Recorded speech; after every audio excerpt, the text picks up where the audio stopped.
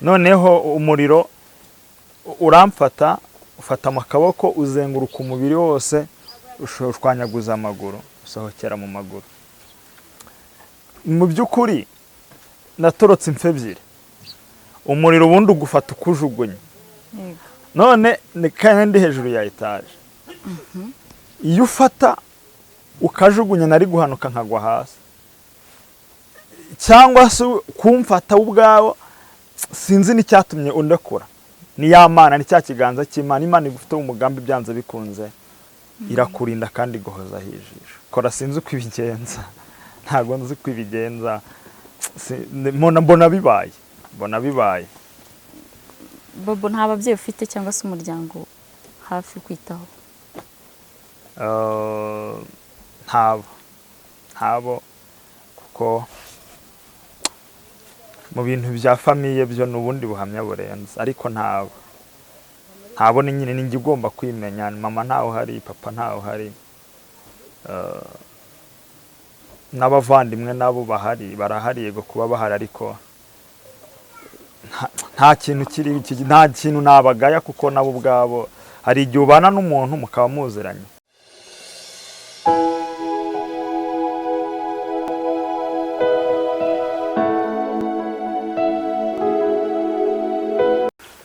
Twongeye kubasuhuza nk'ibisanzwe tubifuriza kugubwa neza, tubifuriza ibihe byiza muri ibice bitandukanye by'igihugu cyacu cy'u Rwanda by'umwihariko, ndetse n'abandi bumva ururimi rw'Ikinyarwanda. Komeze mugubwe neza niba muri mu gitondo cyiza, mu masaha yo ku manywa, igicamunsi cyiza, ndetse n'aho muba tureba ari nimugoroba. Tubifurije umugoroba mwiza. Ibisanzwe rero ni Bella Flora, haba ntari njyenyine, ndi kumwe n'umutumirwa mureba, umusore niba ntibeshye, agiye kutwibwira, tumuhe ikaze, hanyuma tubane muri kiganiro tuziranye. Tuguhaye ikaze kuri channel yacu. Murakoze cyane. Amazina ni Tuyishime Jean Bosco. Ndi umusore, ndi umukristo, nsengera muri Zion Temple ya Rubirizi, paruwasi ya mu Rubirizi, Kabeza. Numva ari ibyo. Bobo, umaze igihe kingana iki ukijijwe? Nakijwe muri 2010. Uri mukuru mu gakiza? Ntabwo ari cyane. Bobo, rero hano tugusanze twifuje kukugenderera uyu munsi, hanyuma ariko turagira ngo tuganirize muri make cyangwa se mu buryo burambuye, biraterwa n'ibyo tugeneye. Urugendo rw'ubuzima bwawe kuva wenda uri muto cyangwa se kuva umenya ubwenge kugera uyu munsi. Abasore bahura n'ibigeragezo byinshi muri rusange iyo utarakizwa, cyangwa se wenda uvuze ko umaze imyaka hafi 12 ukijijwe, ariko mbere yaho hari ubuzima rubayeho. Ese byari bimeze bite? Urakomeza kandi utubwira nyine n'itandukaniro waje gusanga rya mbere yo gukizwa ndetse n'ubu ngubu ukijijwe. Murakoze cyane. Urugendo rwo kuba udakijijwe n'urugendo, nanyuze mu rugendo rurerure cyane, kuko ndakeka hari nta cyaha ntagiyemo, ntacyo ntakoze, kuko numvaga ariyo sindimo, nyine numvaga ari bwo buzima. Ariko aho nkirijwe nyuma ubuzima bwarahindutse cyane. Wenda reka mvugire ku kintu kimwe. Hari igihe umuntu aba afite nk'ibibazo, akajya kunywa inzoga kugira ngo ibyo bibazo bishire umunota mukeya, ariko nyuma yaho ubwo uricuza kurushaho. Ko hari abajya babifata nk'umuti. Arabifata nk'umuti, ariko nyuma birababaza kurushaho. Utasanga watakaje amafaranga yawe, ubuzima bwawe, noneho ampulisi wakoze n'ikintu Imana idakwita gushaka kwifuza. Ariko aho nakiriye Kristo, mfite amahoro yuzuye adacagase, yuzuye kubera Yesu. Hari ukuntu urubyiruko rujya rugaragaza impungenge cyangwa se imbogamizi zo kuba rwakizwa muri iyo myaka we wakijijwemo. Kubera iki bundi wumvaga wakora ibyo byaha? Kubera iki wari ubirimo? Ese wateye intambwe gute kugira ngo ushyikire agakiza? Nk'uko nabikubwiye, hari igihe umuntu ashakira amahoro ahatari. Numvaga kunywa inzoga, gukora ibindi ari byo byishimo byanjye. Numvaga ariho munkura amahoro. Ariko nk'uko nongera mbisubira, nyuma yo kongera kwakira agakiza, ngiye nta muntu waje kumbwiriza. nta muntu wambwirije gukizwa n'ubu kugira ngo nkizwe njye n'ubundi buhamya bukomeye cyane bukomeye pe nabaye nk'upfuyemo injira muri ubwo buhamya. Niyo mpamvu mvuga ngo urundi rubyiruko rushobora kubyitwaza kuvuga ngo biragoye gukizwa ngo ukiri umujene, ariko nyine wowe dusangiza ubwo buhamya kugira ngo wenda nawe wundi bikomeranye cyangwa se bikomereye akuremo icyigisho. Ni impano nko ku muntu wakiriye agakiza ajya bishimira Imana n'impano aba yahawe, kuko iyo Imana igushaka ubaho mu buzima bwo kwinangira. Pawulo yabaye mu buzima bwo kwinangira umutima, agezaho yicaga ubwoko bw'Imana kandi yabaga azi ko ari afite ishyaka ry'Imana, ariko aho yabonekerewe yabayemo umuntu muzima kurushaho, kuko ari mu bantu bakoze ibintu by'indashyikirwa. So njye rero mu gukizwa kwanjye ni Imana ubwayo yanyiyaturije, ni Imana yanyifatiye, kuko njyewe ndabyibuka namaze iminsi 3 nsa nkaho mpfuye. Abantu bo hanze gutya turi kumwe babona ko napfuye, ariko aho narindi kwatuzwa, narindi mu busabane n'Imana. Rijyana ajya bavuga ngo narabonekewe, ngo Imana yaransanze, bibaho ndabihamya. Ndabihamya kuko njye Imana y'ubwayo niyo yanyifatiye, nta mupasiteri n'umwe, kuko no cyongeyeho nangaga abarokore. Narabangaga abarokore naho numvaga ngo umurokore ari, numvaga mbangamiye mu buzima bwanjye, ariko ubu ngubu ndaryohewe, ndaryohewe pe. Bobo hari ikintu uri kudukinga kandi nicyo nshaka ko dusangiza muri make. Ibyo byaha bikoraga gute? Ubijyanwagamo nande se? Njye ntago navuga ndi mu bantu batabaho nkunda kugira ikigare cy'abantu. Icya kabiri ngiye nkora ibintu nkanjye. Yego. Muri zo principe zanjye nambe ntaranakizwe. Mbere ntarakizwe no kuvuga ngo ndagukubita. Byanze bikunze byarangiraga nk'ukubisa. Ntago gerageza kurinda ijambo, gerageza kurinda icyo navuze, gerageza kurinda cyane ikindi mu mutima wanjye. Rero nakoze ibyaha byinshi, nukuri bya nakoze byinshi, narasinze, umva byose nako. Menya ari no kwica ntago mbizi, sinzi imbaru wapfuye ku bwanjye, ntago mbizi. Hari uko tubwiye icyo gihe Imana ni wowe yarakwisangiye, wari uri hehe? Hanyuma kubera icyo abandi bavugaga ko wapfuye byari bimeze bite? Njyewe mperuka naratashye, vuye mu kazi bisanzwe, ndaryama ndi muzima, ariko muri iyo minsi maze iminsi ntumwaho cyane, banambwira Imana iragukeneye, Imana iragukeneye. Njye rero nararyamye iwanjye, amahirwe gusa iryo joro burya Imana ijya gukora ikintu yanabiteguye neza, nari mfite umushyitsi. Yego. Genda ryama, mu kuryama kwanjye nongeye gushikanguka ndi Kibagabaga mu bitaro. Sumbaze ibindi uko byagenze. Ubone wambariraga waryamye bigenda gutya nsa nk'uwapfuye. Ariko maho ngaho babonaga ko napfuye, nibwo ngewe Imana nari yari kunganiriza y'ubwayimye, ndi kuganira nayo. Nongeye gukanguka, mbwira Imana ngo ndemeye, kandi kuva nayibwa ngo ndemeye naje nje. Waremeye koko? Naremeye, narafashe. Bobo, hari ibikomere tujya tugirira mu nzu y'Imana cyangwa se mu rusengero. Umaze gukizwa we ntabyo uhuye nabyo? Ntabwo ibisitaza byabura, kuko ibisitaza nibyo bigaragaza urwego ugeze mukomera. Imana itanabizanye nta sinzi ko ari umukristo utahura n'ibitangaza n'ibisitaza mu murimo, kuko umurimo w'Imana burya no mu rusengero ntago habamo abakristo gusa, kuba ugiye gusenga siko gukizwa. Rero hari igihe uba umupagani wo mu rusengero, abo rero ntago wababura, ntibibaho, ntago wababura, kuko na Yesu yagendanaga na Yuda kandi azi ko ari intumwa yiwe. Yamwihishemo. Yego, rero nabo ntago babura, ariko nicyo gipimo. Ntago navuga nahuye nabo benshi cyane, benshi pe. Bobo, hano tugusanze rero muri make ko wenda ubuzima warudusangije muri make yawakuriyemo wabayemo. ariko mu buzima busanzwe cyangwa se ku mubiri bitandukanye n'ibihurimo ubu ngubu. Yeah. Abadukurikiye ngira ngo murabibona, Bobo afite ubumuga bw'akaboko, nkeka ko agiye kudusangiza noneho wenda uburwayi bw'ahantu bwaturutse n'icyabiteye. Bobo, byaje gute? Murakoze cyane. Nari umusore muzima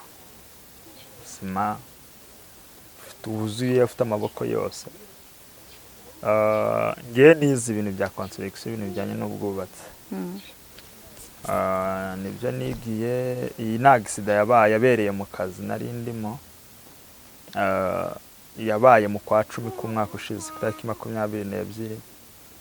Nabyutse mu gitondo njya mu kazi, ngeze mu kazi nyine muriramo n'iyi agisida. Ni umuriro wamfashe witwa hota tension.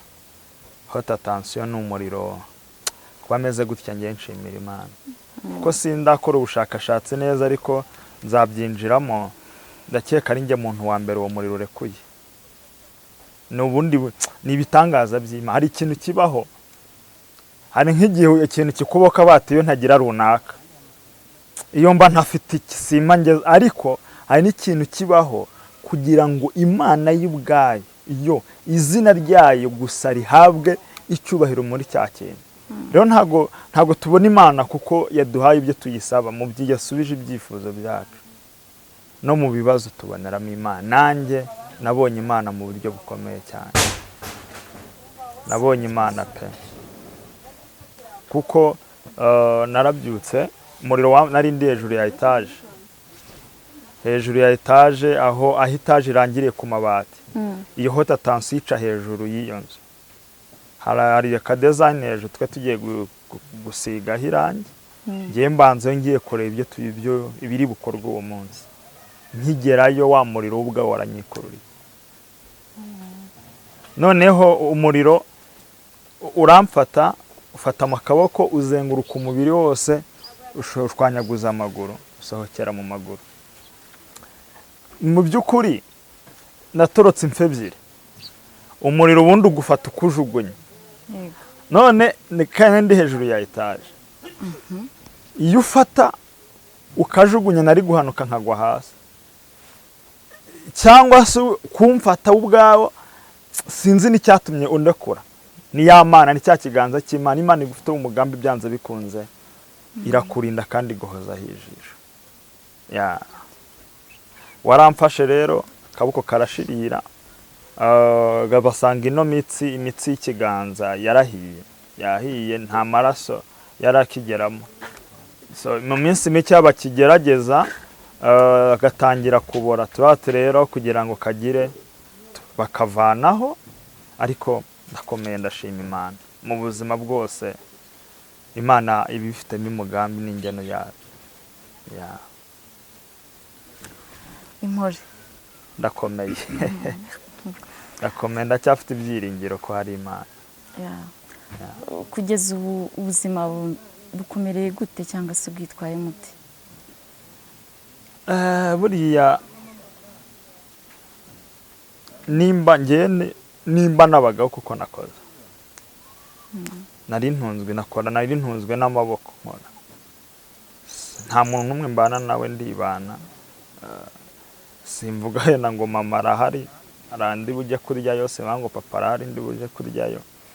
Ninjye nyine wimenya. Ariko nyine nawe urabyumva, ntago ari ibintu byoroshye muri no minsi. Ariko Imana igenda intervena mu bishoboka. Biragoye yega ku mwana umwe, ariko ku Mana biroroshye. Irabikora, sinzi uko ibigenza. Ntago nzi uko ibigenza. Mbona bibaye. Bobo, nta babyeyi ufite cyangwa se umuryango hafi kwitaho? Ntabo kuko mu bintu bya famiye byo n'ubundi buhamya burenze, ariko ntabo ni nyine ninjye ugomba kwimenya. Mama ntaho hari, papa ntaho hari, n'abavandimwe nabo barahari yego kuba bahari, ariko nta kintu nta kintu nabagaya, kuko nabo ubwabo hari igihe ubana n'umuntu mukaba muziranye mu bushobozi, mukaba muziranye muke, ariko ndashima Imana yanjye iri kumwe nanjye cyane. Aha tugusanze ni hehe? Wahageze ute? Uhabaye ute? Hano rero ni mu murenge wa Bumbogo. Ubwo ni muri Gasa mu mujyi wa Kigali, ni muri karitsiye yitwa mu Kiriza. Mu Kiza mwabonye ko mwakoze urugendo rurerure. Rero aha ngaha niho nituriye. Ubundi imbere nabaga Kabeza, ariko biza kuba ngombwa ko nimukira hano bitewe n'ubushobozi umuntu aba afite. Ubushobozi bwa hano bw'ububona ute buva hehe? Biragaragara umaze kuba ufite ubumuga, birumvikana, biragaragara. Inzu utuyemo ibyo ari byo byose urakodesha. Ubwo bushobozi bwo buva hehe? Ntabwo nzi uko Imana ibigenza. Mbona bibaye, ukaba warabanye n'inshuti, ikaba yumva ibyakubayeho, ikaba yagira ikintu igufasha n'ubwo buzima bwayo. Ku kazi se byibura aho wakoraga bitewe n'iyo mpanuka n'ubundi wahagiriye, hari icyo bagufasha, hari icyo bagufashije se, hari ubufasha bakwijeje, bimeze gute? Iyi accident ni process y'imanza, process y'urubanza. Nta kintu kiragerwaho rero kugeza n'izi saha ndakimenya, ariko buri Imana izabikurikirana neza, turebe ko imbere hazaza hari ikintu bamfasha, kuko ubu ntacyo bamfasha. Abadukurikiye ndagira ngo ugire icyo basaba. Ikintu cya mbere ngiye nasaba ko abadukurikiye, cya mbere ni ukwizera Imana. Bakizera Imana, bakumva ko Imana ikora kandi ishoboye. Mu bibazo byose no mu buzima bwose umuntu abamo, dushobozwa n'Imana. Rero ku bwanjye ntago navuga ngo ndasaba runaka iki, kuko burya biterwa n'umutima w'umuntu. So udukurikiye kubona kino kiganiro, yumve ko hari Imana igikora, yumve ko hari Imana izura, yumve ko hari Imana igikora, yumve ko hari Imana, mbese yumve ko Imana itamutereranye. Ndumva ahanini ngiye nabasaba kwikomeza ku Mana gusa. Murakoze. Kuri Zion ya Kabeza? Yego. Kuva hano ugerayo byo ntibikugora, ese ubigenza ute? Kuva hano ngerayo nyine biba bigoye, njyayo rimwe na rimwe iyo ubushobozi bwabonetse, kuko kujya amaguru singenda, sinkora urugendo rurerure. Rero biba ngombwa iyo ubushobozi bwabonetse nibwo mbasha kujya guterana.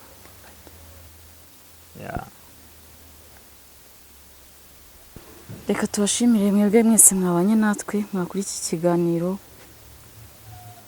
Bobo arakomeye kandi nkeka ko ari Imana imukomeje, si kubwe imibiri yacu ndetse n'ubuzima tubamo buri munsi duhura n'ibiduca intege, ariko Bobo nanjye nshimye Imana ku bwawe. Yego. Ntabwo biba byoroshye kuba kugira ubumuga uri umusore cyangwa se uri mu kigero urimo, nubwo ntawishimira kuba yabura urugingo rwe, ariko Imana ikomeze iguhagarareho kandi gushoboze. Amen.